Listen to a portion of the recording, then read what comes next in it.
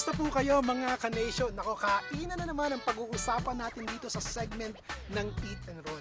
Alam niyo po, bukod sa Filipino at saka Latin cuisine, ang paborito ko, isa po sa mga talagang pinakakasabikan kong kainin ng Japanese food. Kaya naman when I found out that there's this one Filipino-Japanese restaurant dito po sa South Elgin, dinayo na namin. I didn't wait for too long. So, here we are.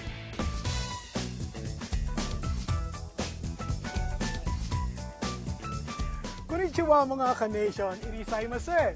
Welcome to Romel's Tomodachi. Daming tao pala dito. Kung tutusin, this is about 30 miles away from downtown Chicago. So marami po talagang kababayan tayo na naninirahan dito outside ng Chicago. And take note ha, napansin ko mas marami rin pong masasarap na restaurant sa outskirts ng Chicago. And this is Tomodachi Sisig. Tomodachi Yeah, just Sisig. try it. I like the way it's presented. May konting garnish on the side. I'm using chopstick with my sisig, so wait. Nandun yung texture. Kasi crispy yung balat ng lechon. Meron siyang konting kasamang mayo. So, naghahalo yung alat, tamis. I like it kasi lasang-lasa mo yung spring onions. Pwede nyo gawing sandwich ang sisig. Trust me. Or salad. Put some, potatoes in it or even sweet potatoes, celery, apple, and meron ka ng sisig salad. Good.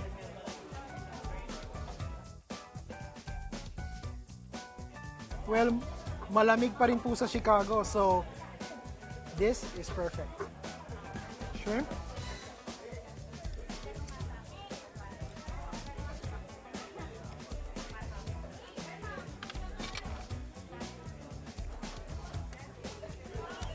Broth is so clear and very clean.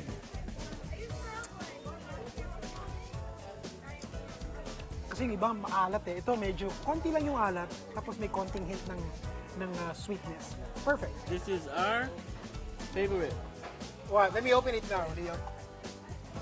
Oh wow. Then you go on. It's not just your favorite, it's mine too. You know when I first called Romel's Tomodachi to schedule shooting here at the restaurant, I asked them what is their specialty or what are the specialties of the house.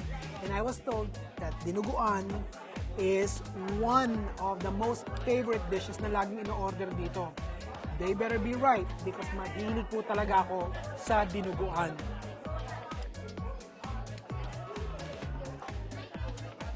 Promising.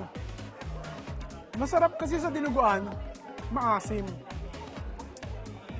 Yung iba nga, ang ginagamit nila, yung bang sinigang mix. I like it. Maasim na maalat. And then merong konting taba. Good. This is good. Tapos, maanghang. Love it. Okay, Ron, this is your sashimi. I Alright. hope you know that one. That's tuna, salmon, and the scallop. Wow. Isang barkong pagkain ha. Thank you. May salmon, may scallops, may crab meat, may tuna, at saka may unagi. And you know what mga ka-nation? Isa sa mga nag-enjoy talaga ako dito ang kanilang bottomless gulaman.